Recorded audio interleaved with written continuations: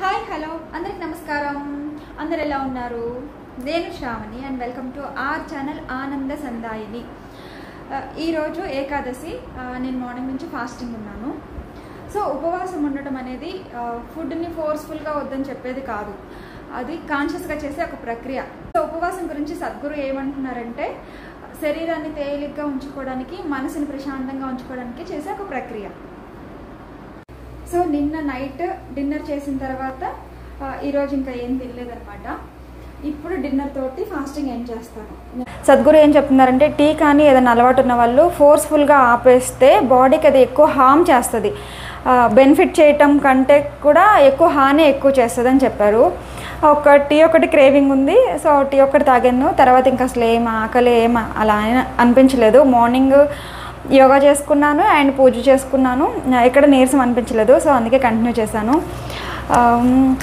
కానీ ఆ టీ కూడా తాగకుండా చేయగలిగితే మెంటల్గాను, ఫిజికల్గాను అండ్ స్పిరిచువల్గాను హెల్ప్ చేస్తుంది. సో ఇప్పుడైతే నేను డిన్నర్ కూడా లైట్గానే తినాలి. సో అందుకని నేను ఇక్కడ దాల్ అండ్ మిల్లెట్స్ సోక్ చేశాను. ఒక కప్పుకి 3 cups వాటర్ యాడ్ చేసి ప్రెషర్ కుక్ చేస్తున్నాను. 3 to 4 విజిల్స్ వచ్చిన తర్వాత గీ తోటి తడకా ఇచ్చేసి తినటమే. లైట్ ఫుడ్ కదా, లేదంటే పపాయ తినొచ్చు. ఫాస్టింగ్ చేసిన తర్వాత ఫుల్ హెవీ ఫుడ్ వేసేయకుండా ఇలా గంజి కానీ ఏదైనా లైట్ ఫుడ్ తింటే అది ఇంకా హెల్ప్ఫుల్గా ఉంటుంది. అండ్ ఇక్కడైతే నేను శనగపప్పుతోటి దేవి కోసం పాయసం చేస్తున్నాను. శనగపప్పు అండ్ సగ్గుబియ్యం యాడ్ చేసుకోవడమే. శనగపప్పు, సగ్గుబియ్యం అండ్ బియ్యం కోర్స్గా మిక్సీ పట్టేసి యాడ్ చేయాలన్నమాట. లాస్ట్లో బెల్లం కలుపుకొని కొబ్బరి సన్నగా ముక్కలు కోసుకొని అది కూడా సీజనింగ్ చేస్తే ఇంకంతే, స్వీట్ రెడీ. నెక్స్ట్ చట్నీ చేయబోతున్నాను. చట్నీ ఎలా చేస్తానో ఫుల్గా చూపిస్తాను మీకు. ఫాస్టింగ్ బ్రేక్ చేసే రెసిపీస్ అన్నీ ఒక 4-5 రెసిపీస్ ఉన్నాయి సద్గురు యాప్లోనే, వాటిలోనే చూసి చేస్తున్నాను.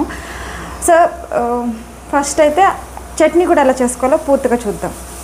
సో చట్నీ కోసము చిన్న కప్పు ఎర్ర కందిపప్పు తీసుకున్నాను నేను, అండ్ 5 to 6 రెడ్ చిల్లీ, చింతపండు సోక్ చేసుకోవాలి. సో ఆయిల్ తీసుకొని వేడెక్కిన తర్వాత ఆవాలు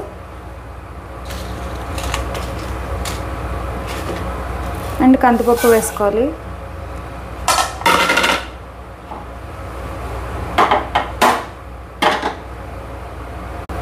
సో ఈ కందిపప్పు కొంచెం వేగిన తర్వాత ఎండుమిర్చి యాడ్ చేసుకోవాలి. సో ఇటుపక్క స్వీట్కి పచ్చిశనగపప్పు, సగ్గుబియ్యం అండ్ బియ్యం కోర్స్గా గ్రైండ్ చేసి వేసాను అనమాట. ఇది రెడీ అయిపోతుంది. సో బెల్లం కూర రెడీగా ఉంచుకోవాలి ఈలోపు. అండ్ కొద్దిగా వేగింది. సో ఇప్పుడు చిల్లీస్ యాడ్ చేసుకుందాం. రెడ్ చిల్లీస్,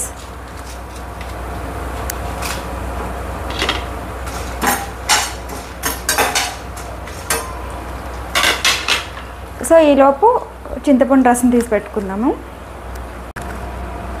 సో ఇదైతే వేగిపోయింది. చల్లారిన తర్వాత చింతపండు పేస్ట్ తీసి పెట్టుకున్నాను కదా, ఇది వేసేసి మిక్సీ పెట్టడమే, అంతే, చట్నీ రెడీ. అండ్ ఇక్కడైతే స్వీట్ ఓకే, శనగపప్పు, రైస్, సగ్గుబియ్యం మొత్తం ఉడికిపోయాయి. దీంట్లో ఇప్పుడు బెల్లం యాడ్ చేసుకోవాలి. దీంట్లో నేను 2 రకాల బెల్లం తీసుకున్నాను అనమాట. ఒకటేమో తాటి బెల్లము, ఒకటి నార్మల్ బెల్లం తీసుకున్నాను.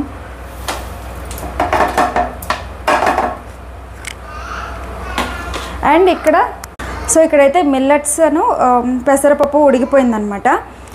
గంజిలాగా తినాలనిపిస్తే వాటర్ యాడ్ చేసుకొని పోపు పెట్టుకోవచ్చు. సో నేనైతే ఎలాగ చట్నీ ఉంది కాబట్టి ఇలాగే ప్రిఫర్ చేస్తున్నాను. సో ప్రసాదం అయితే రెడీ అయిపోయింది. దేవికి నైవేద్యం పెట్టేద్దాము. సవినయం తవ పావనం మహాశక్తి రూపే నైవేద్యం సమర్పణం.